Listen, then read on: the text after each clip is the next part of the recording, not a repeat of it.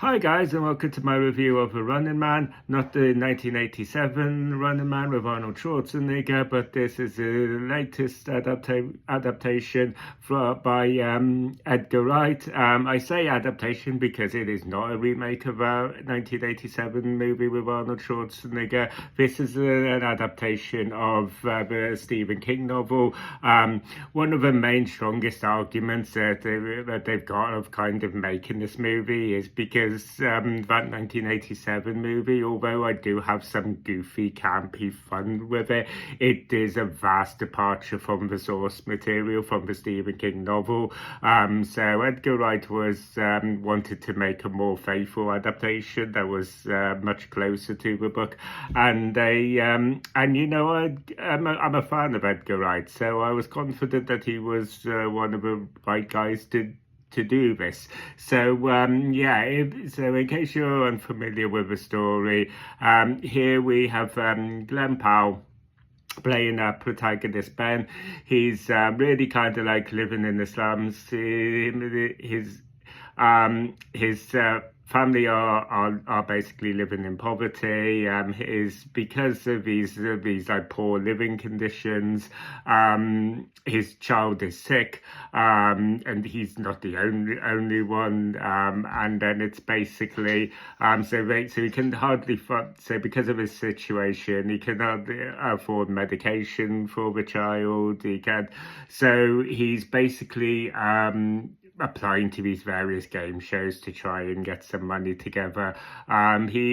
To go long story short, he ends up embroiled in a game show called The Running Man, which is basically the concept of this game show is basically contestants are hunted for 30 days by a military kind of establishment. You basically got the entire population of the country participating in this, because if they spot this, well, I guess you could say are kind of fugitives at this point, if they spot and report it, then they report it through the game show app, then they basically then they basically get rewards for doing that. So yeah, it's essentially puts them in a situation where they are really it's them against the world, and the stakes could not be higher, because it's like if you get caught by these hunters, then it's not just kind of like game over. Well, it is, but it's quite literally game over, because if you get caught, then you will just be assassinated. So obviously for this reason, then it's understandable that for a while our protagonist Ben is really reluctant to go onto this. He's basically like, I'll do anything apart from go onto this game show. But the desperation just kind of like ends up embroiling him in this game show. So here he is. He's and his character is characterized by having quite a bit of anger, quite a bit of kind of moxie, which kind of makes producers of this game show think that he could be perfect for this. So so he ends up embroiled in this game show, and then obviously he's kind of being hunted for 30 days, and he's got to evade capture. Put simply, I really enjoyed this. I think that I think that Glenn Powell brings a real charm and charisma to this. I think that we've been in this situation before where Hollywood has been trying to build the next action hero, but if Glenn Powell was to do this, I could easily see this being a bit of a catapult for him. Obviously, we'll have to see how well this film does at the box office is going to determine that. But yeah, I think he brings a lot of charm and charisma to the role. One of the things that this adaptation still remains capturing is the kind of a social satire of a book.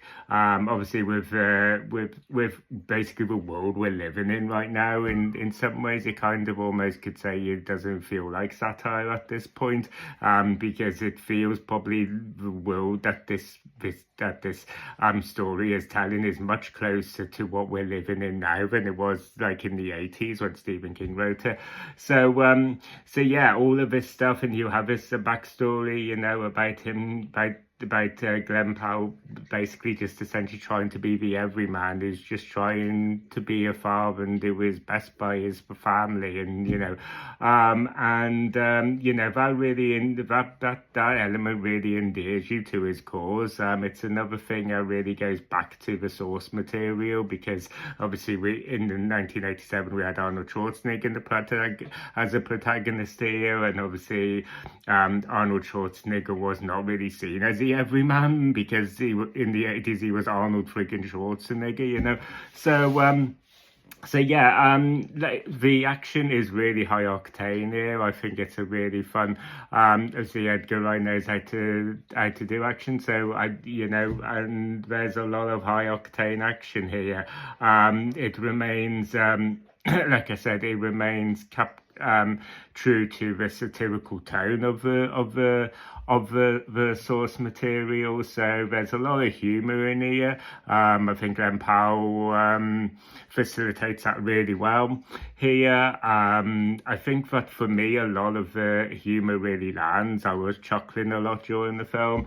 I think that maybe some could argue it causes a little bit of tonal imbalances in this, because you know, you've got this really kind of lots of high octane action, almost kind of cartoony action sometimes.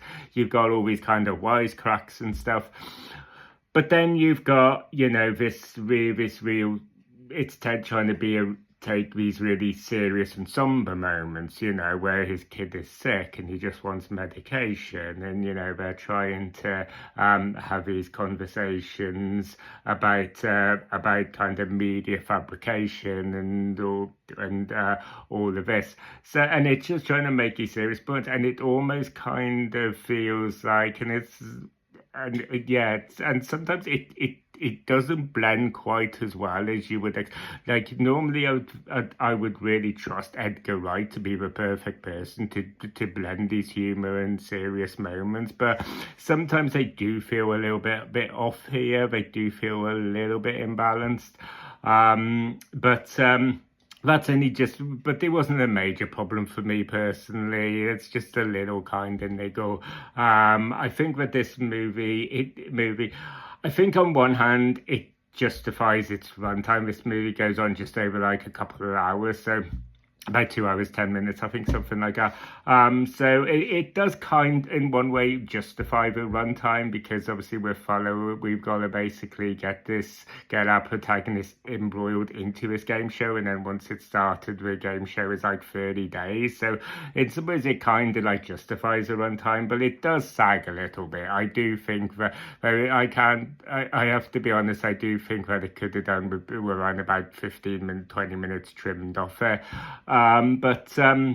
I would have just made it a bit more tighter for me, but yeah, these are like minor criticisms for me. Obviously, they might be bigger deals for other people, but yeah, for me, I on the whole, I really enjoyed this. I think another standout of this movie was Coleman Domingo, who plays the host of this game show, The Running Man. He just has that real high energy, really eccentric, over the top game show host kind of character here, who just also really knows his stuff. So yeah, I thought his performance was really great, brought a lot of energy to this. We have Josh Brolin, who's basically, I guess you could say, our main antagonist in this, but you don't really see him because he's kind of like he kind of like embodies that sort of like corporate evil kind of thing, but sort of producing this show. So he's kind of, you see him very much behind the scenes a bit. So he doesn't really have a lot to do here. Do you know what I mean? But yeah, on the whole, guys, yeah, really enjoyed this one. I would recommend you guys checking it out, especially if you are familiar with the Stephen King original novel and obviously you want to see a more faithful adaptation of it. I would totally get down to the cinema and watch that. And yeah, Stephen King's having quite a year at the moment. You know what I mean? We've had this, we've had The Long Walk, we've had the Life of Chuck. We've got It, Welcome to Derry. Stephen King is absolutely killing it right now, isn't he? But yeah, that's pretty much wraps my review up of a Running Man, guys. So yeah, thank you guys for taking the time to watch this video. If you, like I said, if you enjoyed this video and you want to see more, don't forget to ring that bell for notifications. Don't forget to like and subscribe. If you've seen The Running Man, then feel free to let me know down in the comment section what your thoughts were. And yeah, I will see you guys on the next video.